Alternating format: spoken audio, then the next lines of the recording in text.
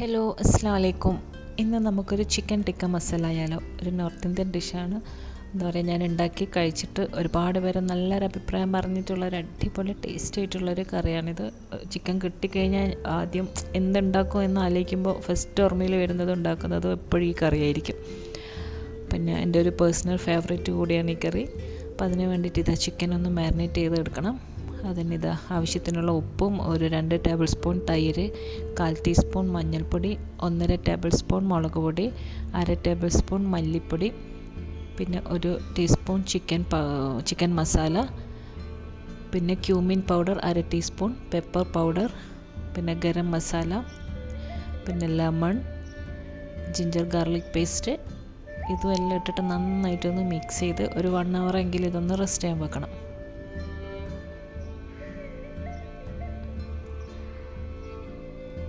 ഇനിയിപ്പോൾ ഇതാ പാൻ ചൂടായി അതിലേക്ക് ബട്ടർ ഇട്ട്, അത് ബട്ടറിലാണെന്നൊന്ന് ഫ്രൈ ആക്കിയിട്ട് എടുക്കുന്നത്. പിന്നെ നമ്മൾ മിക്സ് ചെയ്തിട്ടുള്ള ചിക്കൻ ഇതിലിട്ടിട്ട് അടച്ചു വെക്കുക. ചിക്കൻ നല്ലോണം അടന്ന് കുക്കാകുന്നവരെ നമുക്ക് വെയിറ്റ് ചെയ്യാം. എല്ലാം ഒന്ന് നന്നായിട്ടൊന്ന് ഇതാ ഇളക്കി കൊടുത്ത് എല്ലാം ഒന്ന് മൂടി വെക്കുക. പെട്ടെന്ന് എന്താ പറയുക കുക്കായി കിട്ടും. പിന്നെ ഇതാ നന്നായിട്ട് ഇതാ ബട്ടറിലൊക്കെ ഇടുന്നൊന്ന് ഫ്രൈ ആയിട്ട് വന്നിട്ടുണ്ട്. ഇനി നമുക്കിത് കോരി മാറ്റി വെക്കണം. എന്നിട്ട് ഈ സെയിം പാനിൽ തന്നെ കുറച്ച് ഓയിൽ ഒഴിക്കുക. അതിൽ ക്യൂമിൻ സീഡ് ഉണ്ടല്ലോ, ചെറിയ ജീരകം 1/2 ടീസ്പൂൺ ഇട്ടിട്ട് അതൊന്ന് പൊട്ടിക്കുക. പിന്നെ 2 ഏലക്കായ്, ഒരു കഷ്ണം പട്ട, 2 ഗ്രാമ്പൂ, പിന്നെ 2 ബേ ലീഫ്.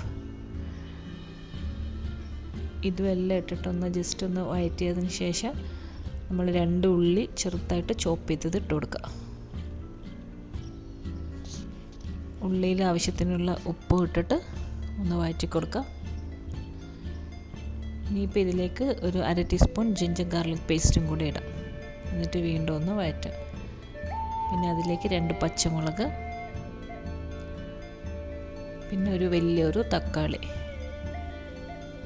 ഇട്ടിട്ട് വീണ്ടും ഒന്ന് നന്നായിട്ടൊന്ന് ഇളക്കി മിക്സ് ചെയ്ത് തക്കാളി കുക്കാകുന്ന വരെ വെക്കണം. ഇതൊന്ന് അടച്ചു വെക്കാം തക്കാളി കുക്കാകുന്ന വരെ. പിന്നെ ഇതാ അതിൻ്റെ കൂടെ ക്യാപ്സിക്കം കൂടി ഇടുന്നുണ്ട്. എല്ലാ കളറും ഉണ്ടെങ്കിൽ അല്ലെങ്കിൽ ഒരു കളറായാലും പ്രശ്നമില്ല, പക്ഷേ ക്യാപ്സിക്കം എന്തായാലും ഇടണം. എന്നിട്ട് അതിനാവശ്യത്തിനുള്ള ഉപ്പ് ഇട്ടിട്ട് വീണ്ടും ഒന്ന് നന്നായിട്ടൊന്ന് വഴറ്റുക. പിന്നെ തക്കാളിയെല്ലാം ഒന്ന് വെന്ത് എന്താ പറയുക ഉടഞ്ഞിട്ടാകുമ്പോൾ അതിലേക്ക് 1/2 ടീസ്പൂൺ മഞ്ഞൾപ്പൊടി, 1 ടീസ്പൂൺ മുളക് പൊടി, പിന്നെ മല്ലിപ്പൊടി 1 ടീസ്പൂൺ, ചിക്കൻ മസാല, മറ്റേ നമ്മൾ മിക്സ് ചെയ്യാൻ വേണ്ടി ഇട്ട അതേ സെയിം പൊടികൾ തന്നെ ഇതിലും കുറച്ചിടാൻ, പിന്നെ pepper powder, cumin powder, garam masala, ഇതെല്ലാം ഇട്ടിട്ട് ഇതിൻ്റെ പച്ചമണം മാറുന്നവരെ വീണ്ടും ഒന്ന് നന്നായിട്ടൊന്ന് വഴറ്റി കൊടുക്കുക. സമയം എടുത്തിട്ട് തന്നെ വഴറ്റണം, ചെറിയ തീയിൽ. പിന്നെ അതിലേക്ക് നല്ല തിളച്ച വെള്ളം ഒരു 1/2 കപ്പ് ഒഴിച്ച് കൊടുക്കുക. നല്ല ചൂടുവെള്ളം ഒഴിക്കണം. വെള്ളം ഒന്ന് തിളക്കുമ്പോൾ ഫ്രൈ ചെയ്ത് മാറ്റി വെച്ചിട്ടുള്ള ചിക്കൻ ഇട്ട് കൊടുക്കുക. ശരിക്കും ഇത് ഉണ്ടാക്കിയിട്ട് കുറേ നേരം വെക്കണം. ഇപ്പോൾ തലേന്ന് ഉണ്ടാക്കി രാത്രി ഉണ്ടാക്കി രാവിലെ എല്ലാം എടുക്കുമ്പോഴേക്കും എല്ലാം കൂടി ആ ചിക്കനിൽ പിടിച്ചിട്ട് നല്ലൊരു ടേസ്റ്റ് ഉണ്ടാകും. എല്ലാ കറിയും അങ്ങനെ തന്നെ കുറച്ച് നേരം വെക്കുമ്പോഴേക്കും നല്ല ടേസ്റ്റ്. പിന്നെ അത് ആ ചിക്കൻ ഉള്ളിൽ ഇട്ടിട്ട് ഒന്നൊരു തിള വരുമ്പോൾ നമുക്ക് ഫ്രഷ് ക്രീം ഇടണം. ഒരു 2 ടേബിൾ സ്പൂൺ ഫ്രഷ് ക്രീം ഇതിലിടുന്നുണ്ട്. 2-2.5 ടേബിൾ സ്പൂൺ ഫ്രഷ് ക്രീമും മറ്റേ കസൂറി മെത്തിയും എല്ലാം ഇടുമ്പോൾ എന്താ പറയുക, ആ ഒരു ടേസ്റ്റ് വേറെ ലെവലായിരിക്കും. നന്നായിട്ടൊന്ന് ഇളക്കി എല്ലാം ഒന്ന് മിക്സ് ചെയ്യുക. ഒരു മീഡിയം തീയിൽ വെച്ചിട്ട് ഇത് കുറച്ചിങ്ങനെ പെരണ്ടിരിക്കുന്ന കറിയാണ്, ഒരു തിക്ക് ഗ്രേവി ആയിട്ടുള്ള കറിയാണ് ഇത്. ചപ്പാത്തിക്കും പൊറോട്ടയ്ക്കെല്ലാം അടിപൊളിയാണ്. പിന്നെ ഇത് മല്ലിയിലിടാം. പിന്നെ അവസാനം 1 ടീസ്പൂൺ കസൂരി മേത്തി കൂടി ഇട്ട് കൊടുക്കാം. ഇതെല്ലാം എന്തായാലും ഇടണം.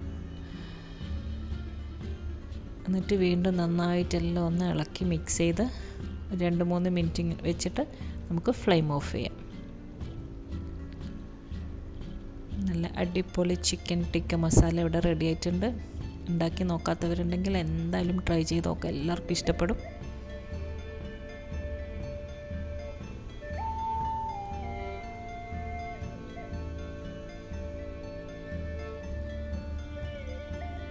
കുറച്ച് നേരം അടച്ചു വെക്കുക. എന്നിട്ട് കുറച്ച് കഴിഞ്ഞിട്ട് എടുത്തിട്ട് എന്താ പറയുക സെർവ് ചെയ്താൽ മതി. അപ്പോഴാണ് അതിൻ്റെ എല്ലാം പിടിച്ചിട്ടാകുമ്പോൾ അതിൻ്റെ ടേസ്റ്റ് ഉണ്ടാവാൻ.